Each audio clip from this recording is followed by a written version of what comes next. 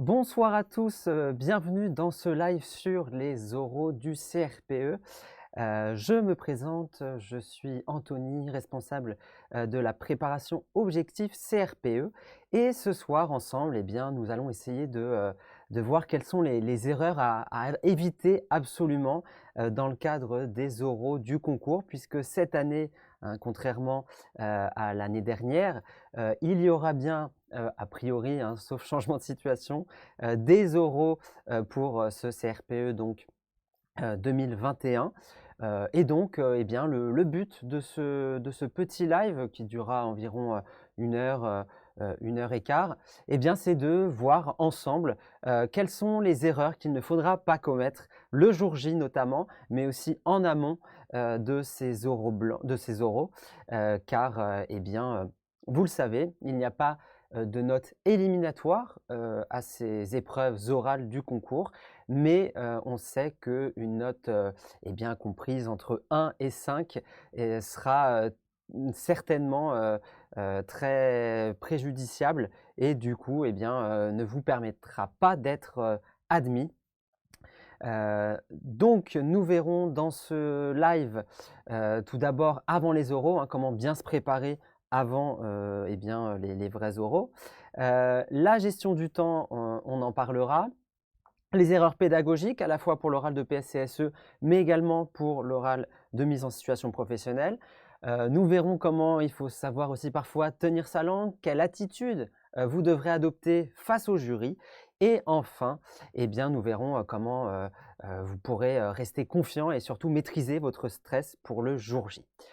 Avant de commencer, donc, pour rappel, hein, il y a le chat, qui est disponible. On répondra à toutes vos questions. Je prendrai, certainement des questions et eh bien, il y a Mathias qui est là également dans le chat et qui pourra, eh bien, répondre à vos questions directement par écrit. Donc surtout, n'hésitez pas si vous avez, des questions. Alors, je regarde rapidement. Dans le chat, bonsoir à tous, bonsoir Marie, Caroline. Alors il y a quelques malheureusement personnes eh bien, qui publient des choses, mais on va essayer de maîtriser ça et de supprimer toutes leurs publications qui polluent un peu le chat pour l'instant, mais généralement ils s'en vont par la suite une fois qu'on les a bloqués. Donc ça va aller par la suite. Bonsoir Nathalie, qui est Magnolia, donc qui prépare le concours avec nous, mais du coup pour 2022. Dites-moi dans le chat si eh bien, vous êtes plutôt des personnes qui vont passer les oraux cette année ou peut-être l'année prochaine, en sachant que tous les conseils qui sont valables pour cette année ne le seront peut-être pas pour 2022, puisqu'on vous le rappelle, hein, il y a une réforme pour le CRPE 2022 et donc les épreuves orales ne seront pas tout à fait les mêmes. Et donc, tous les conseils que je vous donnerai ce soir concernent bien les oraux de cette année. Attention donc à ça. Didine aussi est là, les team Camélia. Et donc, a priori, vous êtes nombreux eh bien, le passer dès cette année, ce qui est normal. Alors, on va tout de suite commencer avec un petit conseil qui vous concerne maintenant tout le monde, puisque il y a eu les 2 épreuves du concours supplémentaire de Créteil qui ont eu lieu hier et aujourd'hui. Donc tout le monde, ça y est, a passé les écrits. Et donc, eh bien, le premier conseil et la première erreur à ne pas commettre, c'est de continuer à penser aux écrits. Les épreuves écrites sont passées. Maintenant, il faut vraiment vous concentrer sur les oraux. Alors, notamment pour ceux qui ont passé les épreuves supplémentaires, enfin du concours supplémentaire hier et aujourd'hui, vous avez le droit de vous accorder une pause. Mais très vite, il va falloir vraiment vous mettre dans les révisions des oraux. C'est vraiment important eh bien, d'oublier ce qui s'est passé jusqu'ici. Vous allez entrer dans une petite période un peu de stress, d'attente, puisque les résultats d'admissibilité vont être publiés dans les prochaines semaines. Je crois que l'Académie de Lille sera la première à publier ses résultats dès vendredi. Et pour les autres, eh bien, il faudra attendre jusqu'à mi-mai pour savoir si vous êtes admissible ou pas. Mais ce qu'il faudra faire en attendant ces résultats, c'est eh bien, de vous concentrer tout de suite et vous plonger vraiment dans les oraux, dans les révisions des oraux. Les dés sont vraiment jetés pour les écrits, donc peu importe ce que vous avez fait, ce que vous avez produit, de toute façon, c'est à chaque fois, on le sait, très difficile de savoir si vous aurez les points ou pas. Ça dépend de tellement d'éléments, notamment si vous avez trouvé qu'une question était très difficile, elle a été certainement difficile pour tout le monde. Donc voilà, il faut vraiment passer à autre chose, oublier les écrits et vous plonger tout de suite sur les oraux et ne pas attendre les résultats et savoir que vous êtes admissible et que vous allez vraiment passer les oraux pour commencer à réviser vraiment ces épreuves orales. Puisqu'on vous le rappelle, hein, il y a vraiment très peu de temps entre les résultats d'admissibilité et le début des épreuves orales. Parfois, il y a seulement quelques jours entre les deux.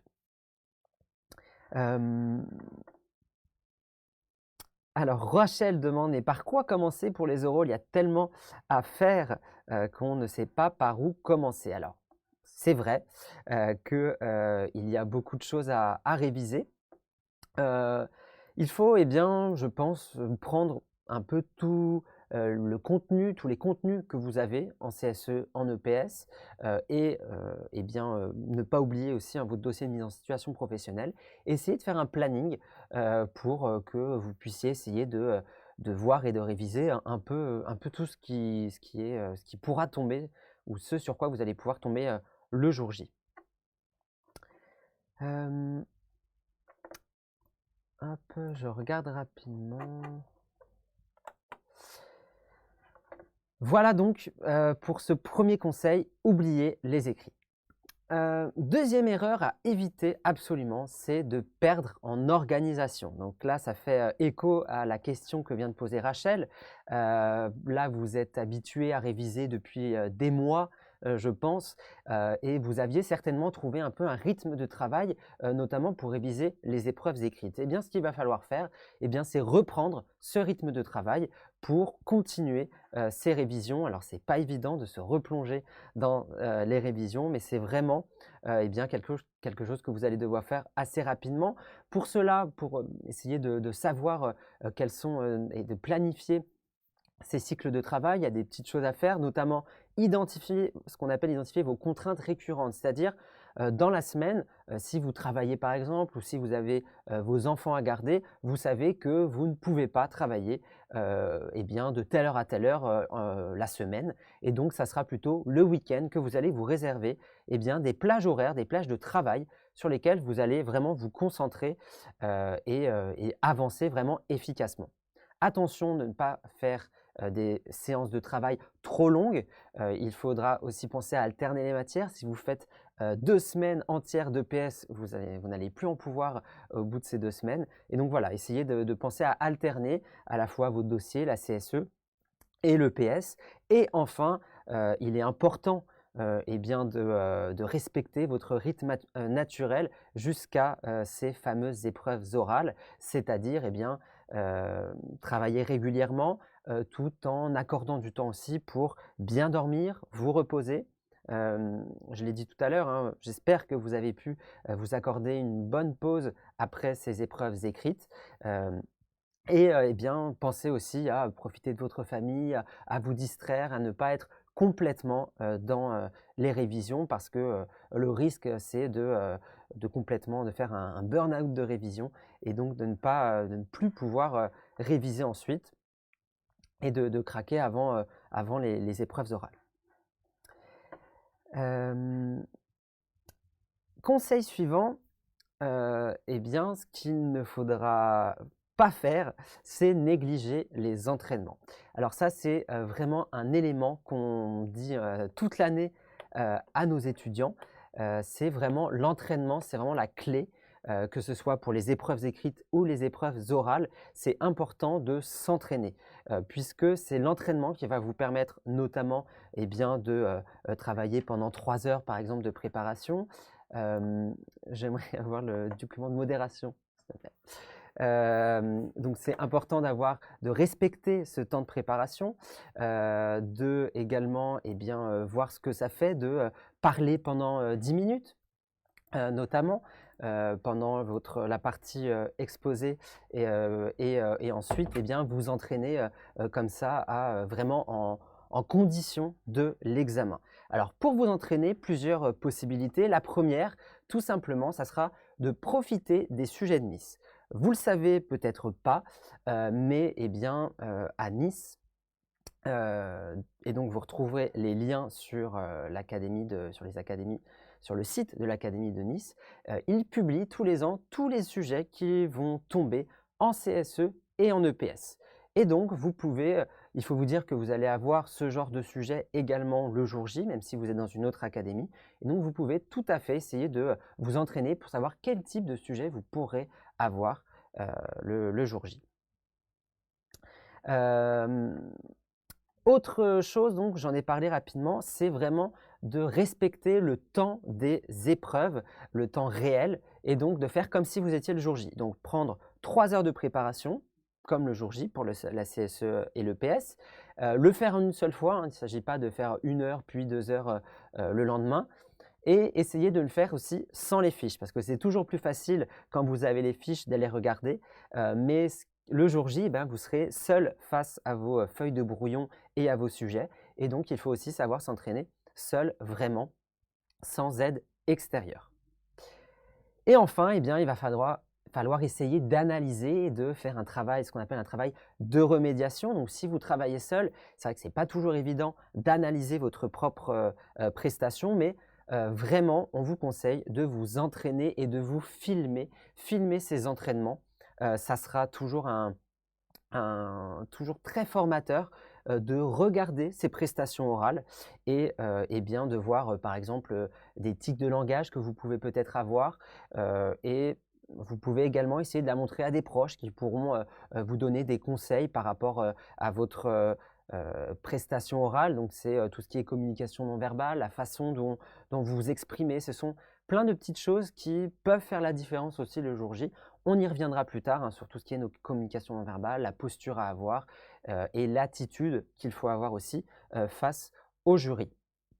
Chez Objectif CRPE, par exemple, donc, tous nos étudiants vont avoir dans les prochaines semaines des épreuves blanches, donc 2 oraux blancs, un oral blanc dans chaque épreuve face à des examinateurs. Donc vous, si vous connaissez peut-être des professeurs des écoles ou des conseillers pédagogiques, n'hésitez pas à leur demander s'ils peuvent vous accompagner, vous aider peut-être. Ça sera toujours utile d'avoir l'avis de ces personnes-là qui ont déjà passé le concours ou qui font passer le concours, bien entendu.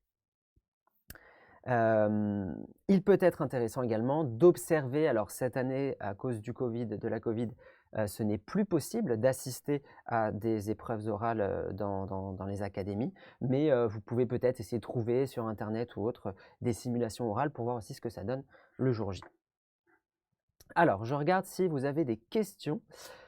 Margot demande, concernant le dossier en mise en situation professionnelle, comment préparer sa trame d'oral?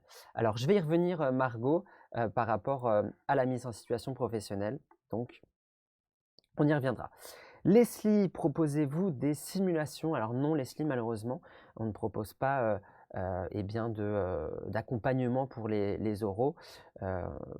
C'est seulement réservé du coup à nos étudiants qui sont inscrits à la préparation complète. Et Aude, de même, parle de l'oral de mise en situation professionnelle, savoir s'il faut revenir sur la séance détaillée ou s'il faut reparler de la séquence complète. Le but, en tout cas, sur ce dossier, c'est de ne pas relire le dossier en intégralité et il faut essayer de détailler peut-être d'autres séances que vous n'avez pas encore détaillées dans votre dossier. Le but étant d'avoir, pour que le jury ait une vision globale vraiment de votre séquence pédagogique.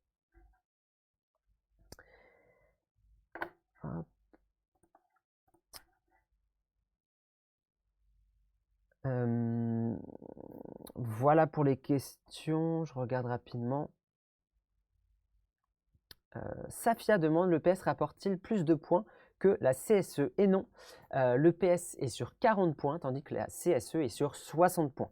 Ce qui fait que cette épreuve orale qui je vous le rappelle, hein, est à la fois une épreuve d'EPS et de CSE, eh bien, c'est une épreuve qui vaut 100 points au total. Donc, c'est 1 heure et quart d'entretien qui valent beaucoup de points. Et je ne l'ai pas répété et rappelé au début de la présentation.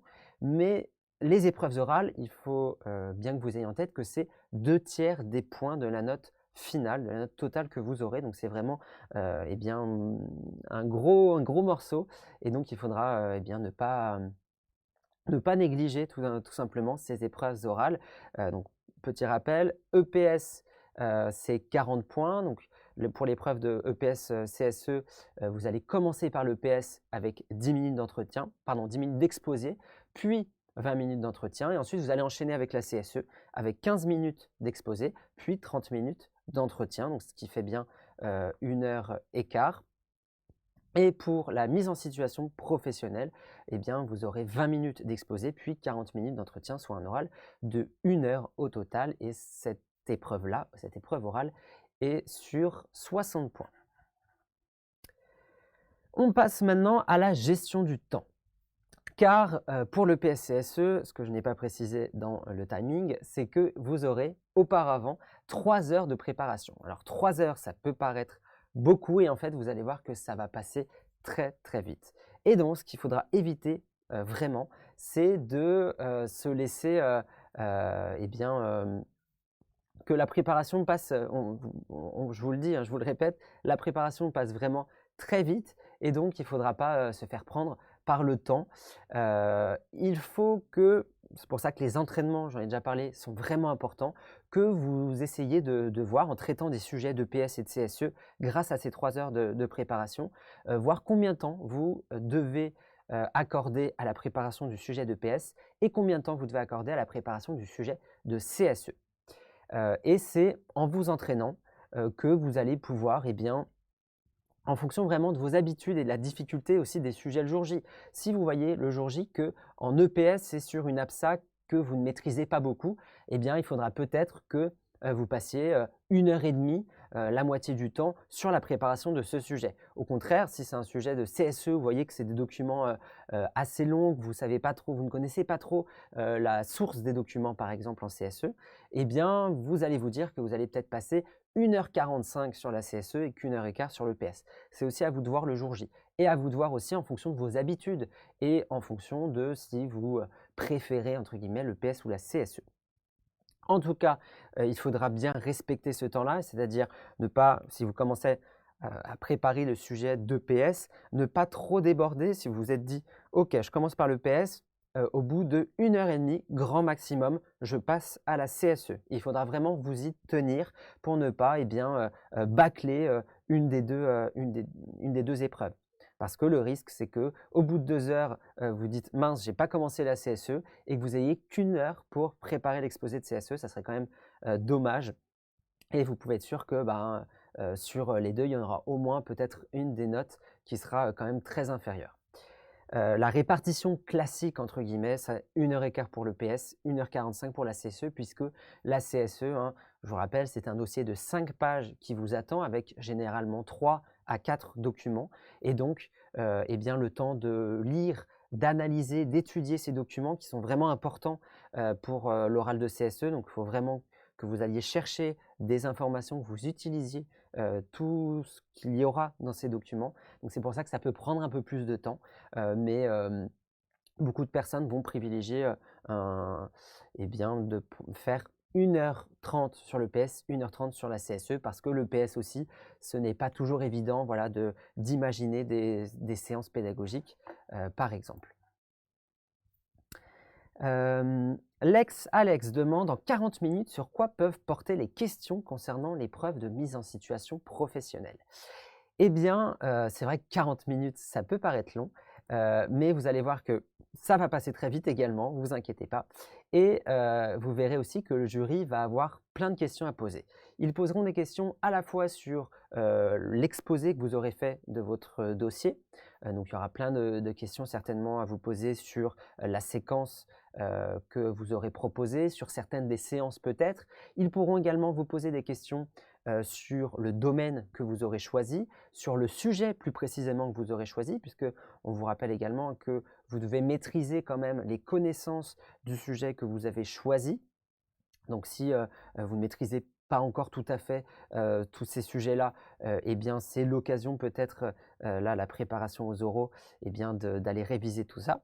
Et puis, eh bien, ils pourront également vous poser des questions sur des cycles avant ou des cycles après celui que vous aurez choisi, c'est-à-dire si vous avez choisi un sujet en CE2, on pourra vous demander, et si l'année d'après vous avez des CM1, qu'est-ce que vous allez proposer dans la continuité. Donc c'est pour ça qu'il est également important de bien connaître les programmes, notamment dans le domaine que vous avez choisi et le sujet que vous souhaitez aborder dans votre dossier. Voilà pour les questions. Je regarde s'il y a d'autres questions. Alors, bonne question de Myriam pour la mise en situation professionnelle. Savez-vous si nous allons parler dans la langue choisie? Oui, Myriam, il est prévu que vous parliez dans la langue choisie. Alors, vous allez avoir 20 minutes d'exposé qui, lui, est dans la langue en français.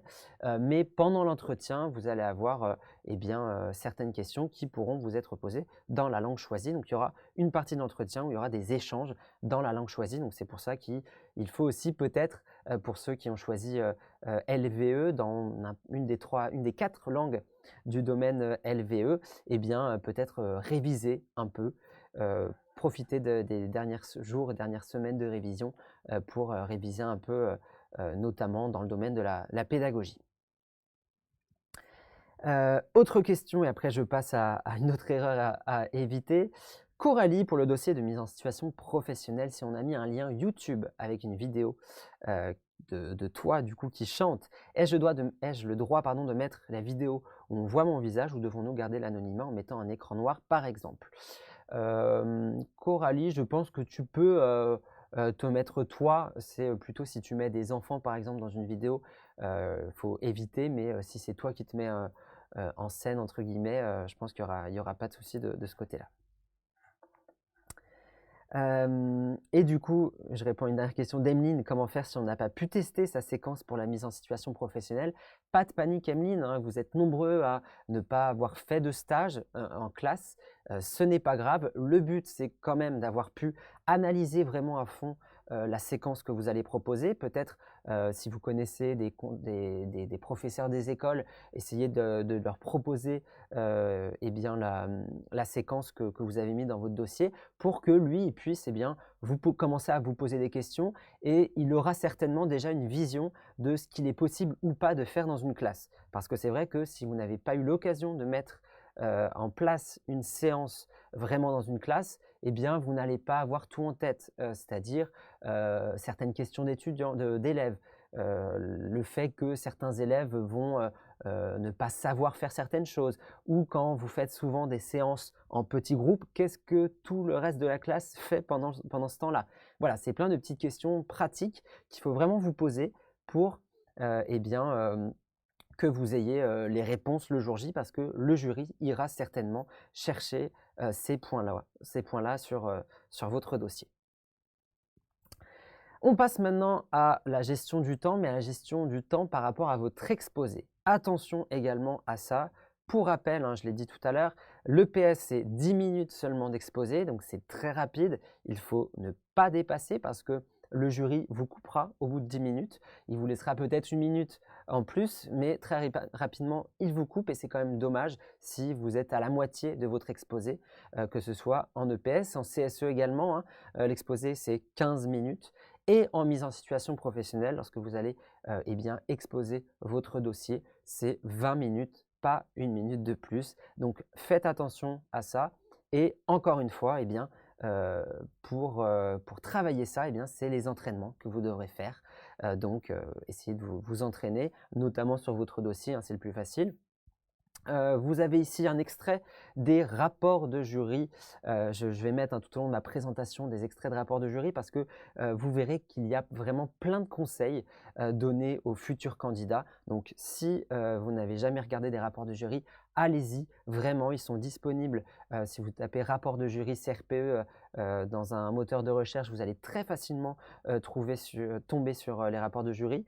Peut-être que Mathias peut également vous partager le lien de notre page qui vous donnera l'ensemble des rapports de jury dans toutes les académies. Il est important aussi de se fier à des rapports de jury de 2019 ou avant. L'année dernière, il n'y a pas eu d'oraux, donc les rapports de jury ne concernent pas les épreuves orales, attention à ça. Et donc, c'est vraiment important d'avoir directement les conseils qui sont donnés dans ces rapports de jury. Et donc ici, vous avez l'exemple de Créteil en 2017 qui vous explique bien que les exposés sont très brefs et ne permettent pas de valoriser les connaissances lorsque vous n'exposez pas, vous n'utilisez pas les 10 minutes. C'est vrai que j'ai beaucoup expliqué qu'il est important de ne pas dépasser ces 10 minutes, 15 minutes et 20 minutes selon les épreuves, mais il est également conseillé vraiment de faire 10 minutes et pas moins ou pas beaucoup moins parce que c'est dommage de ne pas utiliser ces minutes pour montrer que vous savez des choses et que vous répondez au sujet. Et donc là, effectivement, la citation du rapport de jury de Créteil concerne les étudiants, les candidats plutôt, qui n'ont pas utilisé ces 10 minutes, donc là ici en EPS, et donc c'est dommage de ne pas utiliser le temps que vous aurez pour vous exprimer. Alors, je regarde s'il y a d'autres questions. Mégane, si notre séquence pour le dossier de mise en situation professionnelle a été testée par une amie enseignante, doit-on le préciser? Pas forcément Mégane, puisque je ne pense pas que ce soit une très bonne justification de dire si, ça marche puisque quelqu'un l'a testé. Le mieux, c'est d'utiliser le test qu'a pu faire cette amie enseignante pour essayer de voir quelles sont les différentes possibilités et les différentes limites à la séquence proposée dans ton dossier. Ensuite, je ne pense pas que ce soit bien vu de l'utiliser, en tout cas, le fait qu'il ait déjà été testé, comme une justification de quelque chose que tu pourrais avancer. Question de Lex également, Alex. Les jurys ont-ils connaissance de notre catégorie de passage, j'entends par là la 3e concours, etc. Alors, je crois que le jury, effectivement, quoique non, peut-être pas. Il sait si vous êtes du privé, parce que dans ce cas-là, si un jury est dans le privé, a des candidats du privé, il n'aura que des candidats du privé. Mais sinon, je crois qu'il ne sait pas si c'est premier concours, 3e concours. Et de toute façon, même s'il le savait, il aurait tout simplement seulement des candidats du 3e concours. Donc, vous serez comparé avec les candidats du même concours. Ensuite, on passe à l'épreuve plus précisément de la CSE. Je l'ai expliqué tout à l'heure, vous aurez un dossier à étudier, un dossier de 5 pages. Et ce qu'il faut éviter, attention à ça, c'est de ne pas paraphraser tous les textes qui sont mis à votre disposition. C'est un peu le risque, malheureusement. Tout à l'heure, je vous ai dit, il faudra bien utiliser les connaissances et vous appuyer sur les textes qui sont à votre disposition, ça c'est important. Mais attention à ne pas tout simplement répéter mot pour mot ce qu'il y a. Vous pouvez essayer de plutôt utiliser vos propres mots pour extraire les idées de ces textes-là. Encore une fois, en appui, vous avez ici les rapports de jury, des extraits des rapports de jury, donc Lille 2019, Reims 2016, qui disent un peu la même chose. Il faut, comme il l'est précisé ici, une réelle analyse réflexive de la situation et des questions proposées à partir d'une problématisation bien cernée, au-delà de la reprise du titre du dossier. Donc ça fait référence au fait que vous allez avoir soit des questions, soit une situation avec votre sujet de CSE, en plus des documents. Le rapport de jury de Reims précise qu'il faut les meilleurs candidats arrivent à synthétiser les documents et qui est vraiment donc une attitude réflexive, encore une fois, pour tout simplement s'appuyer sur les éléments clés des documents pour eh bien, appuyer votre argumentation, mais vraiment, il faut que ce soit eh bien, analysé et argumenté. Attention également, bien entendu, une erreur très souvent commise malheureusement et qui est très dangereuse, puisqu'elle peut vous coûter une note basse et donc quasi éliminatoire, c'est le hors-sujet. Alors le hors-sujet, il concerne surtout le PS et la CSE, même s'il peut y avoir également, attention, des hors-sujets dans votre dossier. Ça concerne notamment eh bien, les dossiers qui, eh bien, dans lequel vous avez choisi peut-être un sujet qui n'est pas au programme. Donc attention à ça, hein. Pour rappel, les sujets de votre dossier, ils doivent vraiment être dans les programmes. Sinon, ça fait un hors-sujet et la note peut être très basse à cause de ça. Mais les hors-sujets existent également eh bien, dans les sujets de PSCSE.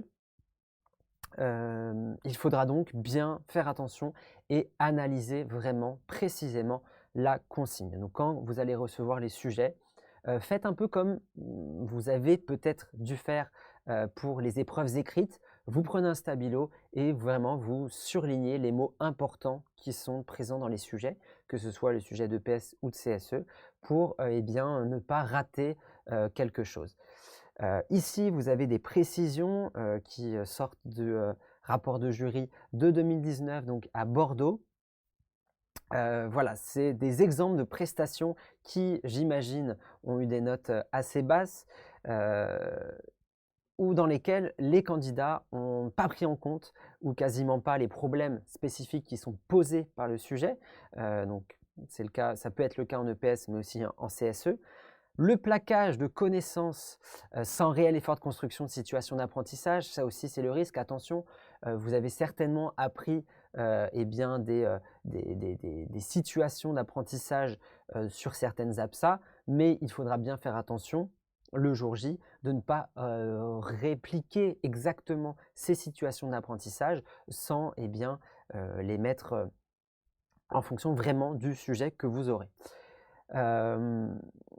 De même, j'imagine que pour vous rassurer, vous apprenez des choses par cœur, mais attention à ne pas les répéter telles quelles le jour J, puisque le jour J, ça ne sera certainement pas exactement les mêmes sujets que ce que vous aurez appris par cœur. Typiquement, il faudra bien respecter le cycle, forcément, l'APSA qui est précisé et qui est indiqué sur le sujet, et toutes les spécificités autour eh bien, de ce sujet de PS. Hein. Pour rappel, les sujets de PS, souvent, dans les situations qui sont détaillées, eh bien, il y a vraiment des éléments sur lesquels il faudra s'arrêter et qu'il faudra prendre en compte dans votre exposé.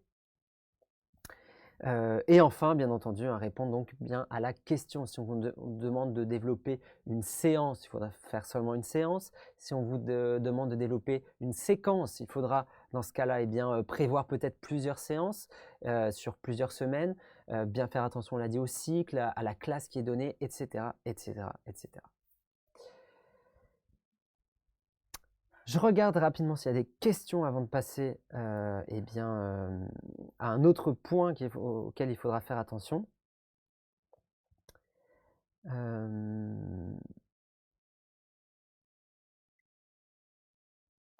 regarde rapidement.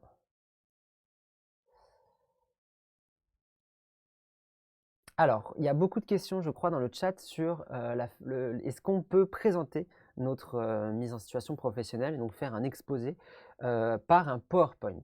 Alors ça dépend des académies. Donc il faut vraiment eh bien, aller voir tout simplement les consignes qui sont données par votre académie. Dans certaines académies, vous n'avez pas le droit à des supports. Dans d'autres, vous pouvez, mais il faut faire attention parce que le jour J, dans certaines académies, il faut apporter le matériel. Il n'y aura absolument rien à part une prise électrique. Et donc, le risque, c'est que vous arriviez, que vous ne puissiez pas, par exemple, projeter votre PowerPoint. Dans ce cas-là, il ne servirait à rien.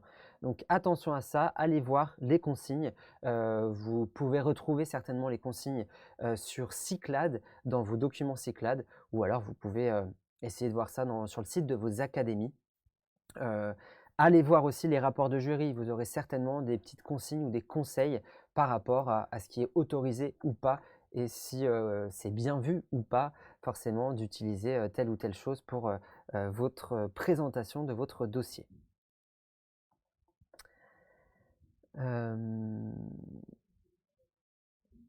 Et Nadia demande pendant la préparation, est-ce qu'on est dans le calme ou on entend la personne qui passe avant, comme au bac? Alors Nadia, attention, parce qu'effectivement, dans certains centres d'examen, dans certaines académies, eh bien, vous allez être pas très loin des personnes qui passent pendant que vous allez préparer. Donc, il faudra certainement prévoir des boules caisses parce que ça peut être effectivement déstabilisant d'entendre les présentations de personnes juste avant vous. Et donc, pour vous concentrer, on vous conseille forcément les boules caisses. Alors, une autre erreur à ne pas commettre, bien entendu, c'est de faire preuve de manque de connaissances techniques.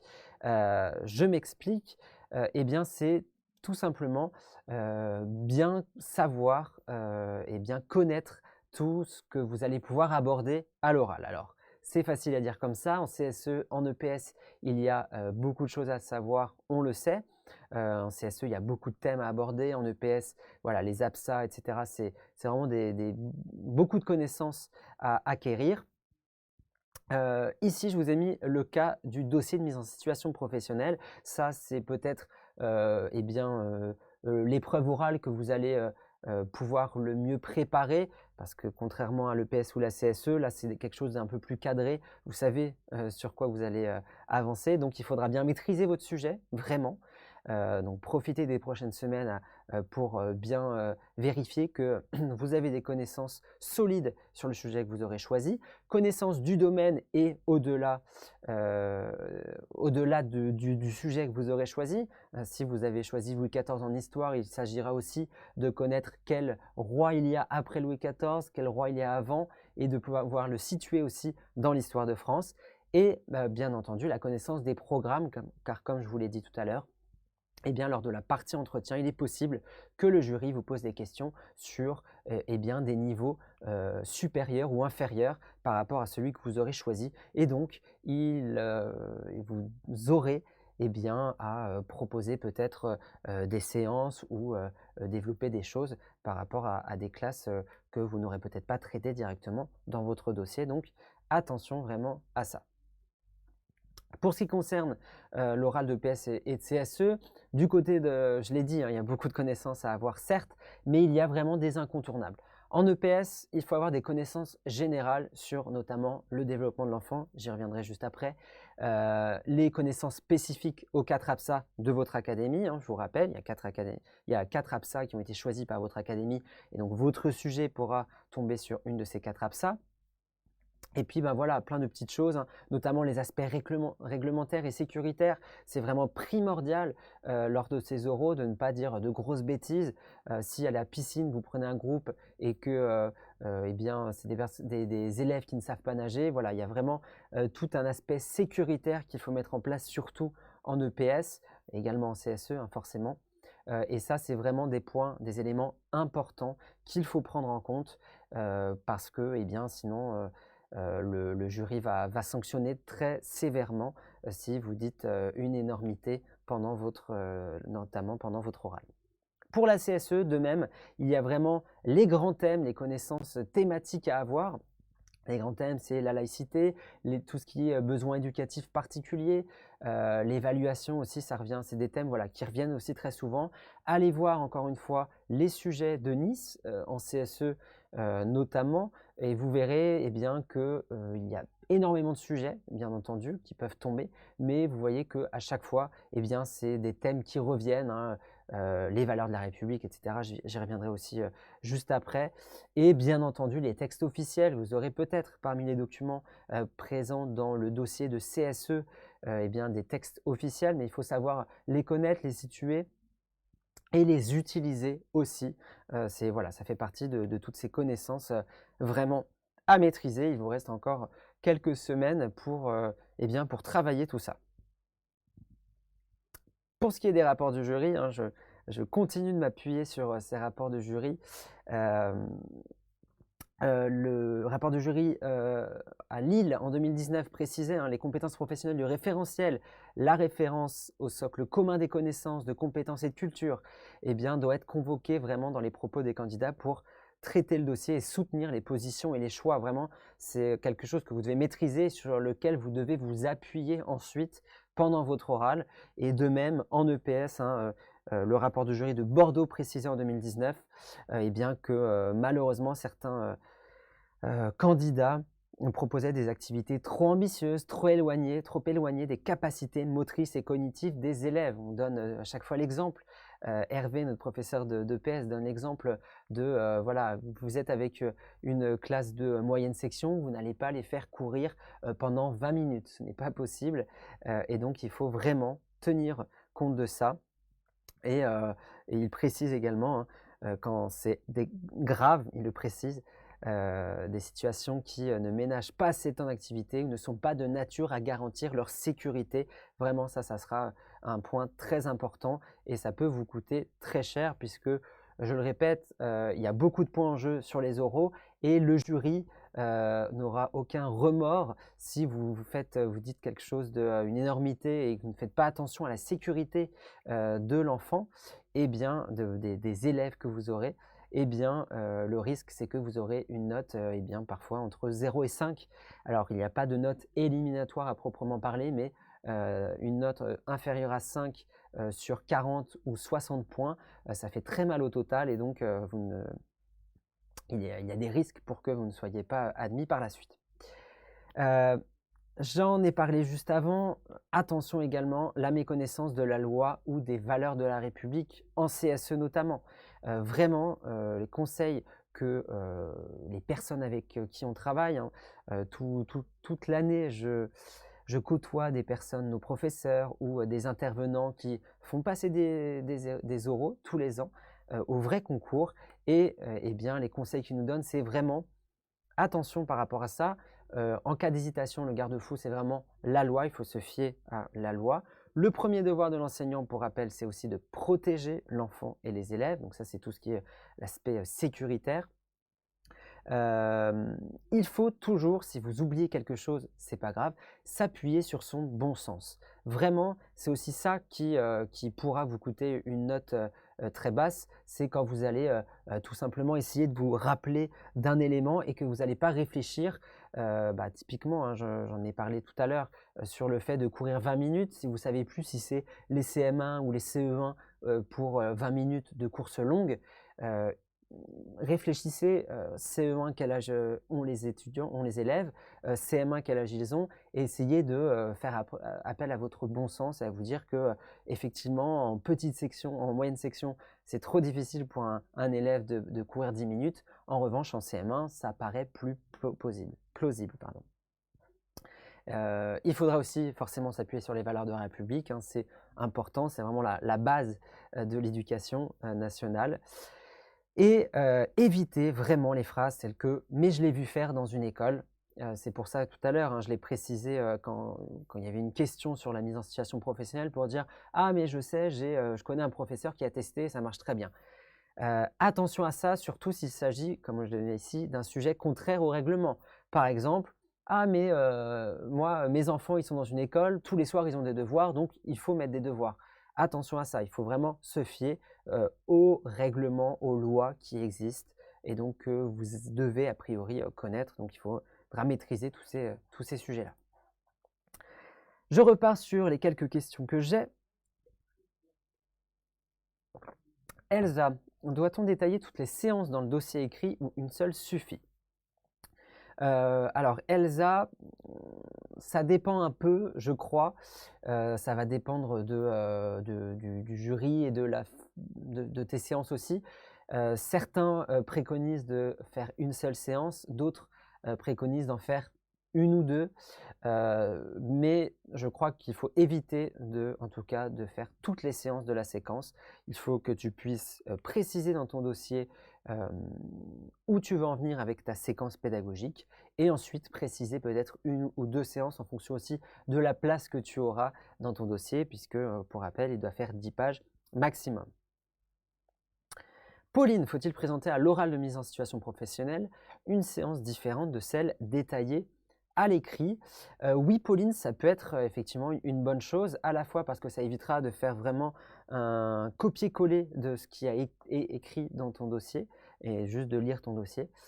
Eh bien, ça peut montrer que peut-être une continuité dans ta séquence pédagogique. Roxane, est-ce possible d'ajouter une vidéo de séance en classe en ayant au préalable l'accord des parents dans la clé USB que tu amèneras du coup le jour J? Donc attention déjà, il faut que tu vérifies que le matériel est accepté et notamment la clé USB, que tu pourras projeter ce que tu veux montrer. Si ce n'est pas le cas, il faudrait que tu aies peut-être un ordinateur pour pouvoir montrer les images, donc un ordinateur avec toi. Et oui, s'il y a l'accord des parents, etc., pourquoi pas montrer effectivement une séance. Mais il faut faire attention aussi au droit à l'image, etc., parce que c'est aussi un des sujets qui peut être évoqué en CSE, par exemple. J'enchaîne maintenant avec, eh bien, attention, encore une fois, sur le développement de l'enfant. J'en ai parlé tout à l'heure en évoquant l'EPS, et là, j'y reviens avec des extraits de rapports de jury qui montrent que vraiment, eh bien, c'est important de savoir à tel âge où en est l'enfant en termes de développement de son corps, aussi en termes de développement cognitif, pour savoir s'ils pourront ou pas eh bien, apprendre telle ou telle chose, et notamment apprendre par cœur. C'est quand même très difficile, à part si c'est une chanson peut-être en petite section. Donc ça, on l'avait déjà noté. Je passe ensuite au programme. Pourquoi? Parce que, eh bien, trop souvent, comme vous pouvez le voir ici, le jury constate eh bien, que les domaines que vous aurez choisis, par exemple en mise en situation professionnelle, sont trop éloignés des programmes. Et ça, de même, hein, je l'ai dit tout à l'heure, c'est vraiment rédhibitoire. Ce qu'il faut vraiment eh bien, les choses auxquelles il faut faire attention, c'est vraiment de vous baser sur EduSchool. Chez Objectif CRP, on l'appelle la boussole, puisque c'est vraiment ce qui vous permettra eh bien, de savoir si quelque chose est hors programme ou pas, et donc si il est possible ou pas de le présenter, notamment dans votre dossier. Et donc, il faudra bien faire attention également à prendre les programmes à jour, puisqu'il y a depuis quelques années maintenant, quasiment tous les ans, eh bien, des mises à jour des programmes, et donc il faudra bien se baser se référer aux dernières mises à jour des programmes. Donc là, en 2017, certains candidats malheureusement se réfèrent aux éléments de progression de 2012, donc là c'est complètement hors sujet malheureusement. Et donc il faudra, parce que on vous le répète aussi, ces oraux, ce sont des épreuves de recrutement aussi. Ce sont des entretiens en vue de vous recruter, et le jury doit donc percevoir en vous le futur professeur des écoles que vous serez dans quelques mois seulement. Et du coup, il faut que eh bien, vous montriez que vous êtes capable, en tant que professeur des écoles, d'utiliser les programmes et de les appliquer, parce que c'est ce qu'on vous demandera de faire à partir de la rentrée prochaine. Et comme le précise le rapport du jury de Reims de 2016, il est très souhaitable que le candidat se tienne informé de l'actualité, particulièrement celle en lien avec l'éducation. Nos étudiants bénéficient notamment eh bien, toutes les 2 semaines de petites revues de presse qui permettent de faire un peu un tour de l'actualité dans l'éducation. Et donc c'est important sur ces dernières semaines, juste avant les épreuves orales, eh bien, de vous tenir au courant aussi de ce qui se passe dans l'actualité, effectivement, dans le monde et le secteur de l'éducation, et notamment sur les programmes, bien entendu, et ces mises à jour. On va maintenant parler de quelques erreurs à éviter par rapport à votre dossier. Et première chose, évitez de plagier son dossier. Alors quand je dis plagier, eh bien c'est aussi en fait tout simplement essayer de récupérer des morceaux. C'est pas forcément prendre un dossier déjà fait, ça arrive également, mais c'est vraiment à éviter. Mais aussi éviter de prendre des morceaux de Wikipédia, de sites, de forums que vous trouvez, et de simplement faire des copier-coller pour faire un dossier. Ça se verra si c'est vous qui n'avez pas tout rédigé, et ça se verra que vous ne maîtrisez pas les sujets qui seront développés. Et les rapports du jury ici, les extraits des rapports du jury le montrent. Certains dossiers semblent être composés de différents copier-coller maladroitement prélevés sur Internet jusqu'à conserver les liens actifs. Donc ça, c'est encore pire. Ça se voit que vraiment, vous avez copié le dossier et que du coup, vous ne maîtrisez pas le sujet. Donc attention aussi, hein, et comme c'est précisé aussi, il faut que même si le dossier en lui-même n'est pas noté, c'est l'oral qui est noté, il faut bien entendu que l'oral soit impeccable aussi bien sur le fond que sur la forme. Et donc sur le fond, ça va être la qualité rédactionnelle, et sur la forme, il faut aussi que le dossier soit bien présenté. Ici, vous avez également hein, le rapport de jury de Lyon de 2016 qui précise qu'on ne peut pas accepter de la part d'un candidat qui choisit son sujet, qui n'en maîtrise pas les contenus, au-delà des attendus d'un élève de l'école primaire, bien entendu. Donc attention à ça. Deuxième erreur, eh bien, c'est de lire son dossier de mise en situation professionnelle lors de l'oral. On en a parlé tout à l'heure, j'ai répondu un peu à certaines questions. Il faudra éviter de apprendre par cœur la présentation de ce que vous allez, de la présentation orale de votre dossier, et de éviter aussi, hein, bien entendu, de lire complètement le dossier que vous aurez fait. Il faut que, comme le précise ici le rapport du jury de Lyon, l'exposé doit rester naturel, vraiment. Il ne faut pas que ce soit, vous soyez un robot à réciter quelque chose, ça se verra et le jury n'appréciera pas forcément. Eh bien, tout simplement, vous allez, si vous récitez, eh bien, ça se voit et vous allez hésiter sur certaines choses, alors que ce sera beaucoup plus naturel si voilà, vous expliquez. Il faudra peut-être juste retenir le plan que vous avez décidé pour présenter votre dossier, mais évitez vraiment le par cœur. Alors, je vais répondre à quelques questions parce qu'il y en a quelques-unes, je vois, dans le chat. Anaïs, est-ce possible d'emmener des productions d'élèves pour la mise en situation? Mes élèves ont construit un planisphère tournant en fonction des fuseaux horaires. J'aurais aimé en amener je pense qu'il faut l'envoyer avec le dossier aussi. De même, essayez de voir s'il est possible d'apporter des choses le jour J en fonction de consignes que vous avez de votre académie. S'il est possible d'apporter des choses, vous pourrez l'emmener, vous l'aurez sur vous, et si vous hésitez encore à le montrer, vous pourrez toujours demander au jury, est-ce que voilà, je peux vous montrer éventuellement ce que j'ai fait avec les élèves, car j'ai pu tester ma séquence par exemple, ma séance, et là vous pourrez le montrer si le jury accepte. Marine, dans le dossier de mise en situation professionnelle, peut-on mettre en annexe un lien? Je pense par exemple à un lien vers un document partagé sur Drive qui ne rentre pas dans les 10 pages, mais auquel on fait référence.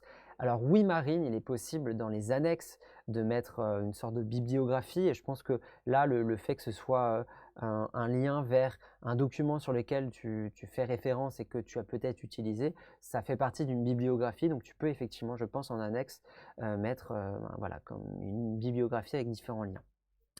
Alex, le jury aux oraux est composé d'un professeur, d'un conseiller pédagogique et d'un inspecteur. C'est une question, Alex. Eh bien, ça dépend des académies. Dans certaines académies, vous allez être devant un jury qui est composé de 2 personnes et parfois, ça sera 3 personnes.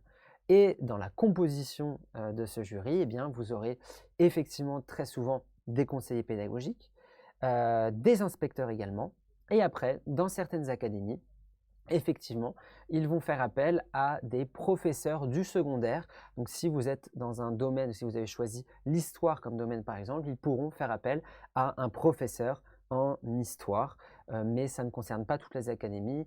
Et dans de nombreuses académies, ce sont des personnes, des conseillers pédagogiques qui seront là, qui ne seront pas spécialistes de votre domaine, ce qui sera peut-être plus agréable pour vous parce que vous aurez peut-être moins de questions très précises sur le domaine que vous aurez choisi. Mais ça, malheureusement, vous ne pouvez pas choisir. Hein. C'est des consignes et des règles qui se font par académie. Élise, combien de séances faut-il développer à l'oral? Eh bien, cela dépend. Ça peut être 1, 2 séances. Il faut éviter de tout balayer, mais je dirais 1 ou 2 séances, ça suffit. Héloïse demande: la problématique de l'école à distance peut-elle être abordée par le jury? Alors c'est une bonne question, Héloïse, et eh bien c'est tout à fait possible. Encore une fois, ça fait un peu partie de l'actualité liée à l'éducation, et l'actualité, c'est aussi, eh bien, la continuité pédagogique qui est en œuvre depuis plus d'un an maintenant, et qui est peut-être amené à se poursuivre eh bien, dans les prochains mois, et notamment quand vous serez professeur des écoles, stagiaire, puis peut-être titulaire.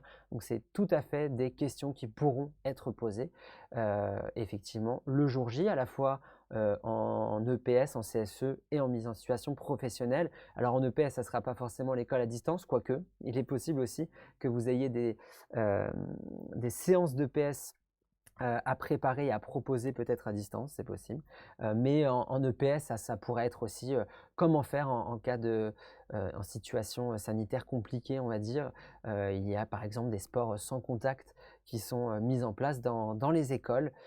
Et donc pour tout ce qui est continuité pédagogique, eh bien oui, ce sera certainement un thème qui sera présent notamment dans les parties entretien de ces épreuves orales cette année.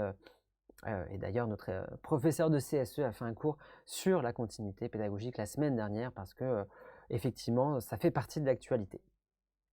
Autre erreur sur votre dossier, il faudra éviter, attention, à critiquer votre dossier. Il est possible de faire une petite autocritique réflexive, pardon, c'est-à-dire eh bien, se dire que voilà, sur ce dossier, le dossier n'est jamais parfait, les séances proposées ne sont pas parfaites non plus, mais ne pas complètement dire ce que j'ai proposé, c'est complètement nul. Là, vous allez contre ce que vous avez développé, et donc ça serait vraiment contre-productif.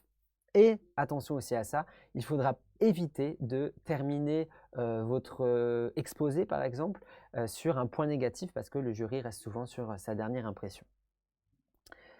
Et donc, comme le souligne ici un rapport du jury, la stratégie qui est défavorable, je le répète, qui consiste à élaborer une séquence dans le dossier qui manque de cohérence pour en reconnaître la faiblesse, eh bien, c'est pas une bonne idée, malheureusement, et donc il faut toujours proposer quand même une séquence qui est bien construite, logique, et vous pourrez, si vous voyez pendant votre exposé ou que a posteriori, une fois que vous avez envoyé votre dossier, qu'il y a des choses, c'est toujours perfectible, hein, une séance ou une séquence pédagogique, mais voilà, il faudra le faire avec parcimonie.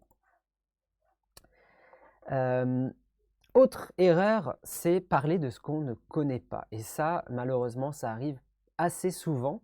Donc, nos conseils, c'est vraiment éviter de dire des choses, des mots savants que vous ne maîtrisez pas. En plus, vous allez faire face à un jury qui, lui, connaît très bien les notions que vous allez aborder. Et le risque, bien entendu, c'est que si vous parlez de quelque chose que vous ne maîtrisez pas et qui est voilà, assez complexe peut-être comme notion, eh bien on va vous demander de le définir. Ça arrive très souvent, et là vous allez être coincé et vous n'allez pas pouvoir vous en sortir. Donc vraiment, essayez d'utiliser vos propres mots pour expliquer certaines choses, et éviter d'utiliser des choses que vous ne saurez pas définir par la suite. Et pour rappel, hein, comme le précise ici le rapport du jury, le jury n'attend pas du candidat une liste de mots appris ou qu'il soit convoqué sans être maîtrisé. Donc, on préfère que vous ne sortiez pas un mot, convoquiez pas un mot, mais que vous puissiez expliquer le concept autour avec vos propres mots, encore une fois. Tiffany avait une question sur la partie scientifique. Quelle est sa place dans notre exposé de 20 minutes? Tiffany, je pense que l'exposé doit être l'occasion de surtout présenter à la fois des explications sur votre choix de sujet, la cohérence du sujet aussi, en quoi il est important pour les élèves que vous aurez d'avoir le cours, la séquence pédagogique que vous allez proposer. Ça, c'est vraiment le pourquoi on enseigne et pourquoi ça fait partie en fait du programme. justifier un peu ces choix-là. Et sur la partie scientifique, il faut que ce soit assez léger, hein, le fait que vous allez vous maîtriser ces connaissances. Je pense que le jury, s'il a envie de voir et d'essayer de vous évaluer par rapport à la maîtrise des connaissances, il vous posera des questions dans la partie entretien. Donc voilà, vous pouvez en parler rapidement, notamment justifier le choix du sujet et faire un petit tour rapidement, un petit résumé des connaissances, mais il faut que ce soit une petite partie sur les 20 minutes, notamment parce que, encore une fois, 20 minutes, ça passe très vite. Attention également, bien entendu, à ne pas faire la critique de l'éducation nationale, tout simplement parce que, eh bien, devenir professeur des écoles, et c'est votre cas puisque vous passez le concours et vous passez les oraux, c'est devenir fonctionnaire et eh bien, vous êtes, par ces épreuves orales, recruté dans l'éducation nationale. Donc c'est comme dans un recrutement et dans des entretiens d'embauche, vous ne devez pas critiquer eh bien, l'entreprise dans laquelle vous allez travailler. Eh bien là, c'est un peu de la même manière. L'éducation nationale va vous recruter et donc il faut éviter, bien entendu, de la critiquer. Autre erreur, c'est eh bien, de penser qu'à l'oral, la langue française n'est pas forcément important. Alors vous venez de passer les épreuves écrites, vous venez de passer le français, mais il faut garder en tête quand même, et notamment dans votre eh bien, prestation orale, pensez que la langue française, eh bien, c'est toujours important et comme vous pouvez le voir à travers ces différents extraits de rapports de jury, il faut vraiment que, à travers eh bien, votre expression orale, montrer que vous maîtrisez parfaitement la langue française.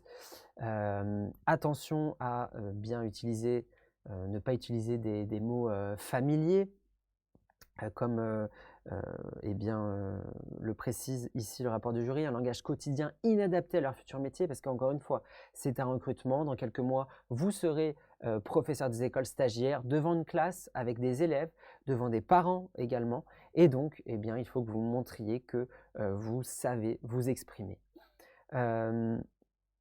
Donc, attention au registre de langue que vous allez utiliser également. Et attention, et ça c'est à travers l'entraînement que vous allez pouvoir travailler ça, attention aux hésitations lorsque vous allez parler, les tics de langage, les erreurs de français bien entendu, et quand vous allez regarder, si vous enregistrez quand vous faites un oral, peu importe l'oral, lorsque vous vous entraînez, eh bien c'est comme ça que vous allez pouvoir eh bien, essayer de vous améliorer. Et encore une fois, n'hésitez pas à montrer à la vidéo autour de vous. Peut-être que les personnes proches pourront vous donner des conseils sur certains tics de langage que vous ne voyez pas forcément, mais qui sont, eh bien, qui peuvent être à enlever en vue de votre prestation orale. Alors, avant de passer aux attitudes perdantes que je vais développer, je réponds à 2-3 questions encore. Dorian, peut-on développer à l'oral une séance en prolongement qui n'est pas présente dans la séquence? Alors ça, Dorian, moi j'éviterais, tout simplement parce que là, le but de ton dossier, c'est vraiment de présenter la séquence pédagogique. Peut-être en ouverture, en conclusion, tu peux évoquer une séance que tu pourrais faire après, par exemple, un peu plus tard dans l'année avec les élèves fictifs de la séquence pédagogique développée dans ton dossier, et ce qui te permettra certainement ce qui te permettra en fait de rebondir ensuite sur ce prolongement, parce que si en conclusion, voilà, tu annonces une séance peut-être proposée pour la suite, le jury te posera certainement des questions là-dessus. Aude, doit-on différencier privé-public sur certains sujets? Alors Aude, je ne pense pas. Je pense que tu fais référence ici notamment à des sujets de CSE, puisqu'a priori dans votre dossier de mise en situation professionnelle, la question se pose beaucoup moins, en EPS aussi. Et pour la CSE, je ne pense pas qu'il faille différencier. S'il y a des différenciations à faire, ça sera certainement proposé dans le sujet directement. Donc a priori, non, tu n'as pas à différencier ça directement. Alors, les attitudes perdantes, des erreurs qui arrivent souvent, et ça donc, comme je vous l'ai expliqué, vous allez arriver devant le jury qui va aussi vous juger sur comment vous présentez devant lui. Et du coup, eh bien, l'attitude va être très importante. Et donc, il va falloir essayer d'oublier ces attitudes. Le je m'en foutiste ou le touriste, c'est voilà, le candidat qui va arriver et qui va à peine écouter le jury, qui va ne pas être concerné, qui va ne pas parler directement dans les yeux au jury, s'adresser au jury. Voilà, ça, attention à ça. Le grand timide, alors ça, on le sait, hein, malheureusement, certaines personnes sont de nature très timides, mais vraiment, c'est important de eh bien, prendre sur vous. Si vous voulez être professeur des écoles, il va falloir vaincre cette timidité à la fois devant le jury, et il faut bien vous mettre en tête aussi qu'une fois que vous serez professeur des écoles, vous serez devant une classe de eh bien, 25 à 30 élèves. Vous pourrez aussi être devant une cinquantaine de parents d'élèves pour les réunions, par exemple. Et donc, il faudra vaincre votre timidité. Donc, autant le faire dès maintenant, le jour J pour votre oral. La girouette. Attention aux personnes qui vont bien, changer d'avis toutes les secondes en fonction de ce que le jury va dire. Parfois, le jury va poser des questions et va aller contre ce que vous proposez. Eh bien, c'est tout simplement pour que vous montriez que vous maîtrisez votre sujet et que vous pouvez argumenter. Donc, il ne faudra pas forcément vous dire « Ah oui, vous avez raison, en fait, je retire ce que j'ai dit » et au contraire, il faudra peut-être argumenter, à part si vous vous rendez compte que vous avez dit une énormité. Mais attention à ne pas changer d'avis en fonction de ce que dit le jury notamment. Le monsieur je sais tout, ça, le jury trouve ça aussi insupportable, hein, quelqu'un qui va dire ah mais je sais plus que vous, hein. Vous avez en face de vous des personnes qui ont été professeurs des écoles, qui sont conseillers pédagogiques ou inspecteurs, donc qui maîtrisent bien leur sujet, donc attention à ça. Et il faut savoir aussi rester humble de temps en temps. La porte de prison, ça reste un entretien sérieux, un entretien de recrutement, mais c'est pas pour autant qu'il ne faut pas sourire et montrer que vous pouvez être aussi une personne agréable parce que, eh bien, les personnes, le jury qui est en face de vous va aussi recruter des futurs collègues potentiels et du coup, eh bien, ça sera plus sympathique. Ils pourront vous mettre peut-être un peu plus de points si vous montrez que vous pouvez aussi être tout à fait sympathique avec eux. Et enfin, le dogmatique, quelqu'un qui va eh bien, proposer quelque chose et y s'y tenir sans eh bien, ouvrir un peu son esprit et faire preuve d'ouverture d'esprit. Ça, attention également à éviter absolument. Du coup, ça c'est plutôt quelques conseils donc, qui vont un peu avec les attitudes perdantes que je viens de développer. Être ouvert à l'écoute du jury, bien entendu, réfléchi, positif aussi, pas d'agressivité bien entendu, et confiant, ni timide ni familier. Et enfin, le bon sens, hein, encore une fois, c'est ce qui pourra peut-être vous sauver si vous hésitez sur certaines choses. Eh bien, faites appel à votre bon sens vraiment. Le plus important étant de montrer que vous avez déjà la posture, la fameuse posture de l'enseignant, du professeur des écoles, et montrer donc que dans quelques mois, eh bien, vous pourrez déjà être assuré ce rôle, ce poste de professeur des écoles, parce que c'est ce qu'on va vous demander. La peur du silence ou la peur du je ne sais pas. Oui, il est possible, parfois, eh bien, d'attendre quelques secondes, de réfléchir, de se poser, et eh bien, ensuite de pouvoir expliquer calmement votre réponse. Donc, vous pouvez faire des petits silences, ça montre que vous êtes une personne réfléchie, et vous pouvez également dire « je ne sais pas ». Il est possible, on n'attend pas de vous que vous connaissiez déjà tout par cœur, et donc il faudra parfois eh bien, oser dire « je ne sais pas ». Ça, il faut éviter du coup la posture du bon élève. À chaque fois qu'on vous pose une question, le but, c'est pas de répondre le plus vite possible. Il vaut mieux réfléchir quelques instants, quitte à avoir 5-10 secondes de silence et de réflexion. Alors, il ne s'agit pas de réfléchir pendant 4 minutes. Mais voilà, essayez de réfléchir un peu si vous avez, vous voyez, vous n'êtes pas sûr de la réponse, par exemple. Et comme je l'ai dit tout à l'heure, les jurys recherchent aussi les futurs collègues, qui sauront dire « je ne sais pas » plutôt que inventer quelque chose, une réponse qui serait complètement fausse.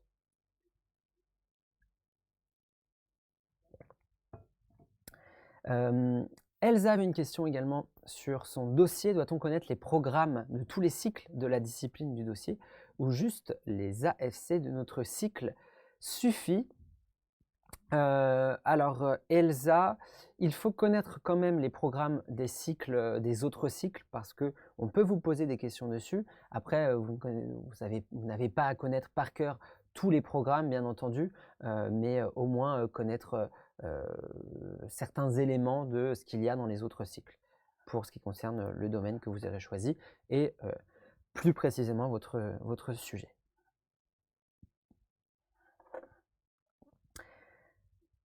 Conseil suivant, une erreur, attention à ça, la peur de faire reformuler la question par le jury pendant l'entretien. Si vous n'avez pas compris ou mal compris, il est préférable de dire « est-ce que vous pouvez répéter, s'il vous plaît, poliment », plutôt que dire une réponse qui serait complètement à côté de la plaque. Et le jury, dans ce cas-là, pourrait vous sanctionner par rapport à ça, alors que si vous demandez simplement de répéter, il le dira peut-être d'une façon un peu différente qui vous permettra de mieux comprendre la question, ou alors essayer de répéter la question avec vos propres mots. Est-ce que vous voulez dire que vous me demandez là que, et vous refaites avec vos propres mots pour être sûr que la question qui vous a été posée est bien celle que vous avez en tête pour tout simplement répondre correctement aux questions. Attention également, une erreur qui peut arriver, c'est de couper la parole au jury. Ça, le jury n'aime pas du tout et pourra vous sanctionner aussi là-dessus, donc attention à ça. J'en ai parlé tout à l'heure, la communication non verbale est vraiment primordiale. Ce sont des épreuves orales. On va vous évaluer sur ce que vous dites, sur le contenu de vos propos, sur les connaissances que vous allez montrer, mais on va également évaluer, le jury va également évaluer la façon dont vous exprimez, la posture que vous aurez, cette fameuse posture du professeur des écoles que vous devez déjà avoir sur ces épreuves orales. Ils ont d'ailleurs, le jury, des grilles d'évaluation et il y a très souvent, ça dépend des académies bien entendu, mais j'ai déjà consulté des grilles d'évaluation sur certaines académies et il y a des points qui sont vraiment dédiés à la communication non verbale, donc comment le candidat va s'exprimer, va donner animer ses propos. Et donc, c'est une épreuve orale et donc des exercices oratoires qu'on va vous demander pendant ces 2 épreuves orales. Donc attention, bien entendu, au regard, bien regarder s'il y a 3 personnes dans le jury. C'est jamais facile, mais il faudra bien regarder les 3 personnes pour montrer que vous vous adressez aux 3 personnes distinctement. La voix, bien entendu, c'est important de montrer que vous maîtrisez votre voix, d'autant que ça fera partie de l'outil que vous allez utiliser en tant que professeur des écoles. Le professeur des écoles, c'est aussi savoir maîtriser sa voix. Et donc, si vous voyez que vous avez des difficultés, notamment avec le stress, notamment lorsque vous parlez beaucoup, des difficultés de respiration parce que parfois vous êtes essoufflé, ça peut être normal, mais ce sont des choses qui se travaillent. Et donc, n'hésitez pas, là, dans les prochaines semaines, à travailler aussi cela. La posture, on en a parlé bien entendu, et l'engagement, montrer que le fait de montrer que vous voulez être professeur des écoles et que vous voulez donc réussir ces épreuves orales, ça va se voir tout simplement dans la façon dont vous allez être, dans l'engagement que vous allez mettre, dans les réponses que vous allez apporter aux questions du jury, dans les exposés que vous allez faire, quelles que soient les épreuves orales. Attention aussi du coup, comme le précisent les rapports du jury, aux fautes et défauts de communication. Là, on l'a cité, le langage non verbal reste souvent mal maîtrisé, précise le rapport du jury de Strasbourg, grimaces, raideur, donc ça encore une fois, ce sont des choses vraiment qui se travaillent, même si ça n'en a pas l'air, vraiment ce sont des choses qui se travaillent et qui peuvent, et vous pouvez vraiment vous améliorer sur ces points-là. Donc vraiment, profitez aussi des prochaines semaines pour travailler ces éléments-là. Comme le précise ici aussi le rapport du jury Strasbourg, la façon de vous exprimer, du coup, ça montrera aussi comment vous allez communiquer dans quelques mois seulement avec les parents d'élèves, avec vos collègues. Et donc ici, ils disent que si ça se passe mal, si le langage non verbal est mal maîtrisé, ça augure mal de leur capacité à entrer dans un dialogue constructif avec les parents de leurs futurs élèves, voire avec leur hiérarchie, un directeur d'école, conseiller pédagogique, inspecteur ou les collègues tout simplement. Je le précise ici, nos étudiants par exemple bénéficient d'un live exprès sur les techniques de l'oral, comment il faut s'exprimer avec plein de conseils, qui reprendra certainement des éléments que je vous ai dévoilés ce soir. Une autre erreur qui peut étonner un peu, mais c'est le piège vestimentaire. Alors bien entendu, je ne vais pas vous donner des conseils de mode, mais il faut bien entendu faire attention à la tenue que vous allez porter le jour J. Puisque la tenue vestimentaire, ça fait aussi partie de ce que vous montrez, de qui vous êtes, mais aussi de la posture que vous allez avoir avec vos élèves dans quelques mois quand vous serez professeur des écoles stagiaires. Et donc, comme le précise ici les rapports de jury, certains candidats témoignent lors de l'épreuve de posture pour le moins relâchés et se présentent avec une tenue vestimentaire inadaptée au contexte. Et donc, il est vivement recommandé de ne pas obérer la qualité de la prestation par des postures qui interrogent légitimement les examinateurs quant à la fonction sollicitée, puisqu'on veut déjà le jury veut vous voir déjà en poste avec la posture du professeur des écoles. Ça leur permettra de déjà se projeter avec vous en tant que collègue. Et donc, si ils se disent « Ok, lui, il est déjà prêt, il veut être professeur des écoles, il a déjà cette posture », on va lui mettre une bonne note. Et ça fera partie intégrante de la note qu'on va vous mettre en plus forcément de ce que vous aurez développé avec votre dossier, des connaissances que vous aurez montrées à travers les épreuves orales de CSE ou de PS. Certains candidats peuvent en effet présenter une forme de laisser-aller peu compatible avec un futur fonctionnaire de l'État. En étant fonctionnaire, vous travaillez pour l'éducation nationale, pour l'État, et donc vous représentez aussi l'État. Et donc c'est ça qui se joue à travers votre tenue vestimentaire.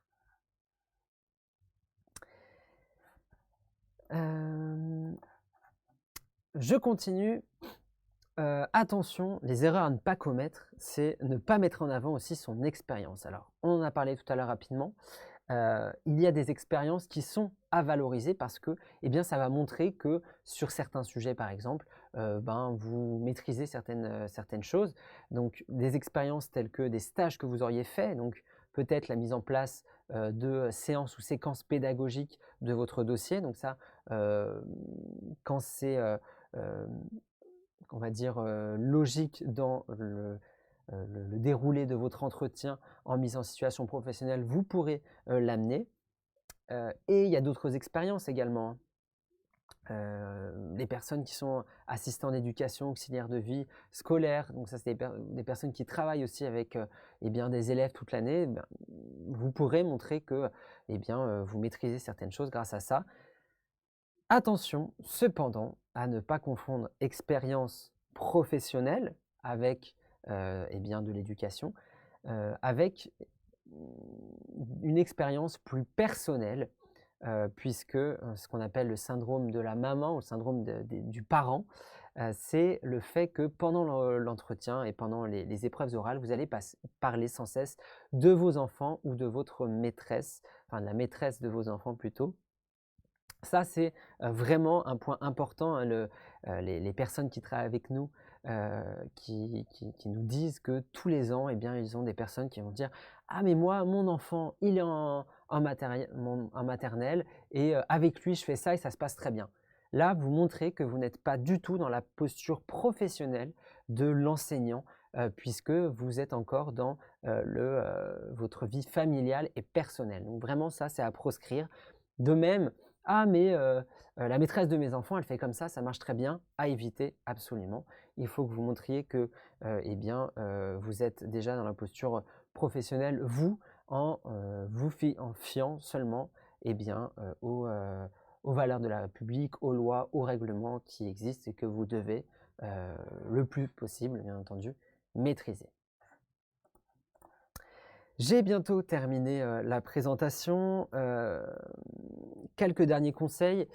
Une erreur classique malheureusement qui arrive, se laisser submerger par le stress ou la peur. On le sait que une épreuve orale, du coup, ça implique d'être seul face à un jury. Ça peut être impressionnant, surtout quand ils sont 3 personnes devant vous. Vous savez que ce sont des inspecteurs, etc.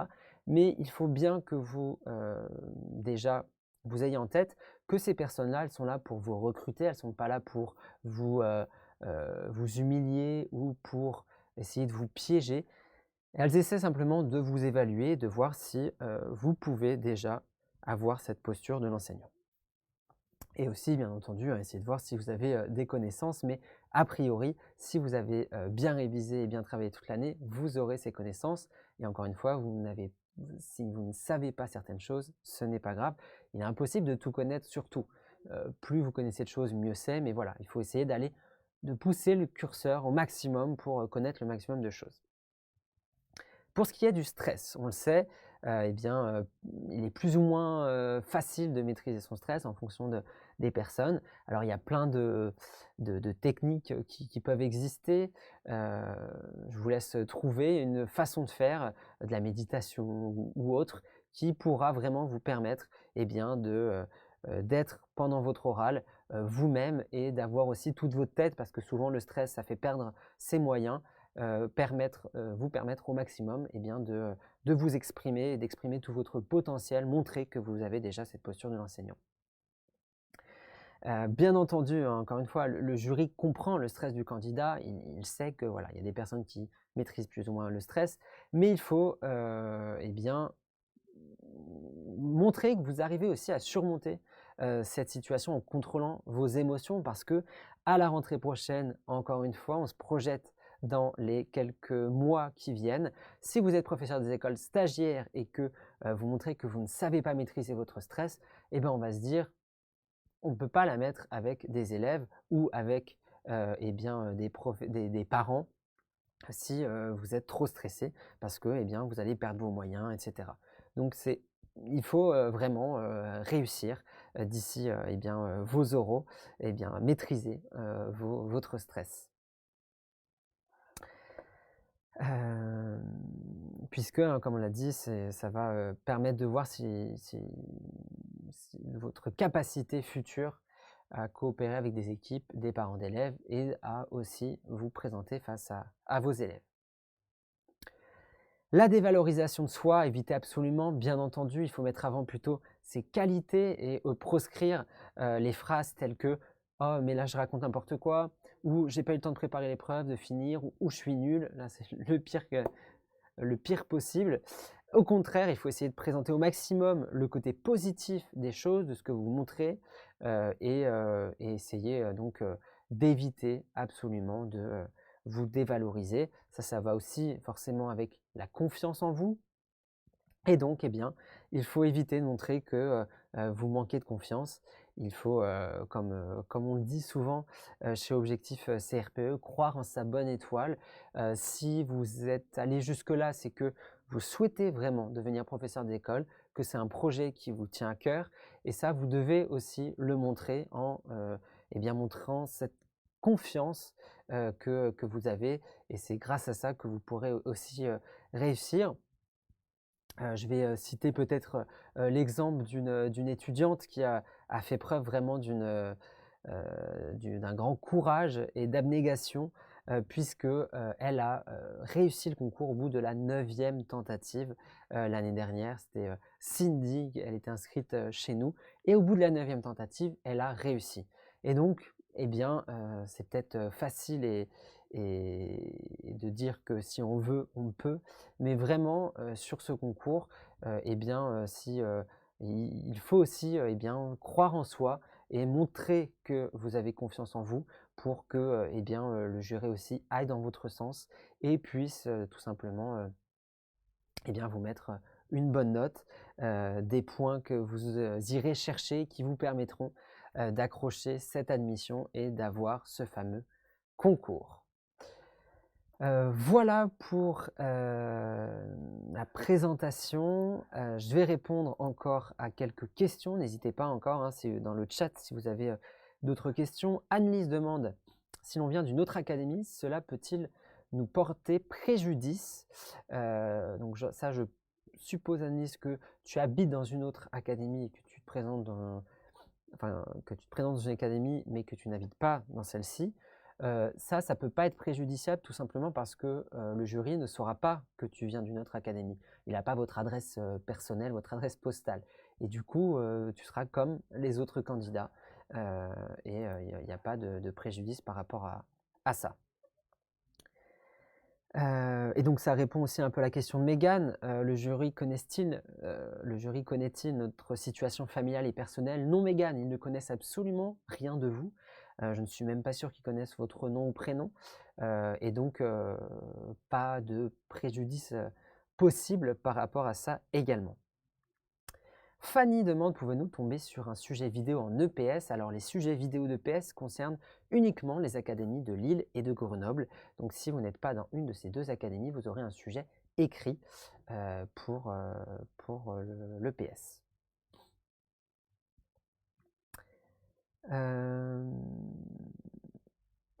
Alex demande, peut-on le dire justement que c'est un projet qui nous tient à cœur?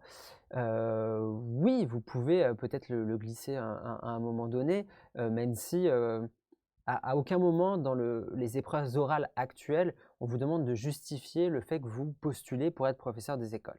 Donc ce n'est pas toujours évident de pouvoir expliquer que c'est un projet qui vous tient à cœur et que c'est vraiment le projet de votre vie. Mais par la façon dont vous allez parler peut-être de certaines choses, vous pourrez montrer que voilà, c'est quelque chose que vous voulez vraiment et que vous souhaitez vraiment devenir professeur des écoles. Ouais, je ne sais pas comment on prononce. Faux, on va dire. Doit-on parler des fondements scientifiques lors de l'oral de mise en situation professionnelle? Alors ça, j'ai déjà répondu tout à l'heure rapidement. Vous pouvez en parler pour expliquer un peu le sujet que vous avez choisi, mais il faudra vite faire le tour parce que vous n'avez que 20 minutes d'exposé. Et du coup, si le jury veut essayer de vous évaluer sur les fondements scientifiques, ils vous poseront certainement des questions lors de l'entretien.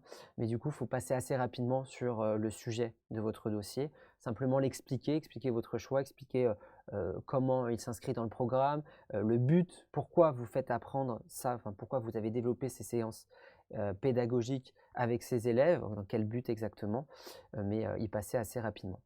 Élodie, les entretiens se font-ils debout? Non, Élodie, ils se font assis, vous serez assis face à votre jury. Stéphanie, est-ce que le jury connaît nos notes ou porte-t-il un regard vierge sur nous? Alors ça sera complètement vierge, comme je l'ai dit, il ne connaît absolument rien de vous, quasiment pas, je crois, votre nom, prénom. Vous aurez peut-être, je crois, que le numéro de votre inscription. Et ensuite, eh bien, il ne connaîtra pas vos notes écrites comme vous ne connaissez pas vos notes écrites quand vous êtes admissible. Aubéry demande, les baskets sont-elles proscrites aux oraux par rapport à la tenue vestimentaire? Il faut peut-être éviter, même si les baskets aujourd'hui font aussi partie ça dépend quelle basket aussi, bien entendu, mais ça peut faire partie d'une tenue tout à fait possible.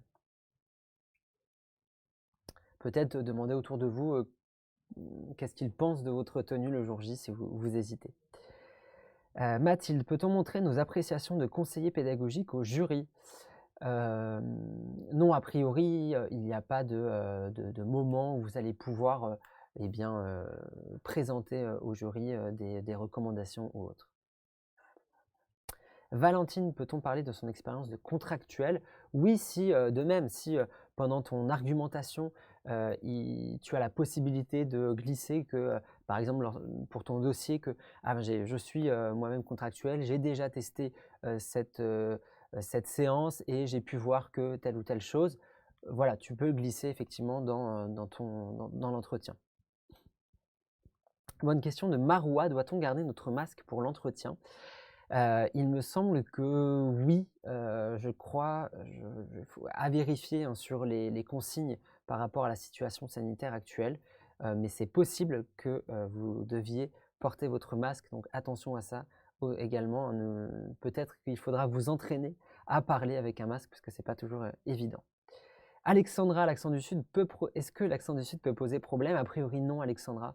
Après voilà, des discriminations peuvent exister malheureusement, mais il faut pas que tu te fasses de soucis par rapport à ça.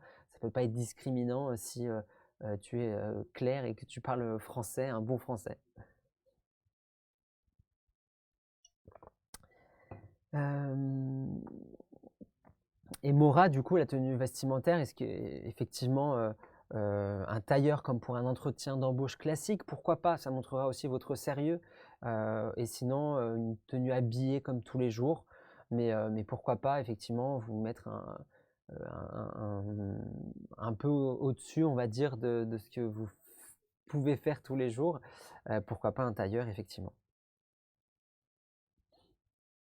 Alors Juju nous dit que, elle avait entendu dire qu'il ne fallait surtout pas évoquer l'expérience professionnelle, d'AESH notamment. Il ne faut pas le dire pour le dire. Maintenant si, dans votre argumentation, dans vos explications, heu, vous pouvez ou vous souhaitez le dire, c'est possible. Mais vous n'allez pas commencer en disant, «Alors voilà, moi je suis AESH, je connais très bien telle ou telle chose». Non, ça sera dans votre argumentation comme je l'ai expliqué.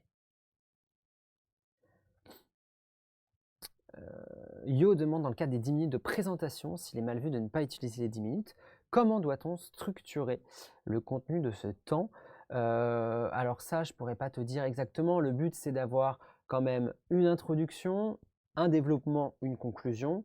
Et du coup, eh bien, c'est peut-être avoir 1 à 2 minutes d'introduction, 1 à 2 minutes de conclusion. Et donc au milieu, tu auras environ 6 minutes de développement. Après, à voir si tu fais 1, 2 ou 3 parties lors de ton développement. Ça dépendra de comment tu as pu eh bien, développer la réponse à la question qui t'aura été posée. Donc, tu parles de 10 minutes, donc tu parles de l'EPS, et vous faites à peu près les mêmes répartitions de temps pour pour l'exposé de CSE sur 15 minutes. Alors Caroline précise, ils connaissent notre nom, prénom, âge, puisqu'ils ont notre carte d'identité, effectivement, mais ensuite ils ne connaissent rien d'autre de vous, notamment le concours passé ou autre. Voilà, donc merci à tous d'avoir participé à ce live. J'espère que j'ai pu eh bien, vous aider et que eh bien, vous pourrez passer ces prochaines semaines un peu plus serein. Et il me reste à vous souhaiter, bien entendu, bon courage, hein. On sait que c'est une période difficile, à la fois de stress et d'attente par rapport aux résultats d'admissibilité. Mais comme je vous l'ai dit, hein, comme le première chose que je vous ai dit dans ce live, c'est vraiment de vous projeter tout de suite sur les oraux, la préparation et la révision des épreuves orales. Et puis ensuite, eh bien, il faudra se lancer pour les épreuves orales qui auront lieu donc à partir de fin mai jusqu'à mi-juin environ. C'est jamais évident, hein, ces moments où vous allez, voilà, des moments de stress où vous allez, vous allez jusqu'à les centres d'examen, vous présenter devant le jury, mais vraiment, eh bien, c'est tout à fait avec de l'entraînement, et avec tous les conseils aussi que j'ai pu donner peut-être ce soir, c'est tout à fait faisable, et je suis sûr que et j'espère que vous serez nombreux à réussir ces épreuves pour finalement être admis au concours. Vous pouvez nous suivre bien entendu sur les réseaux sociaux. On sera ravis de pouvoir vous donner comme ça quelques conseils, continuer à essayer de vous aider et vous accompagner dans la préparation de votre concours. Voilà, merci à tous. Je regarde s'il n'y a pas de dernière question. Non, a priori.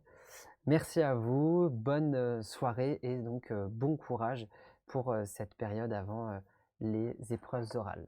À très bientôt chez Objectif CRPE.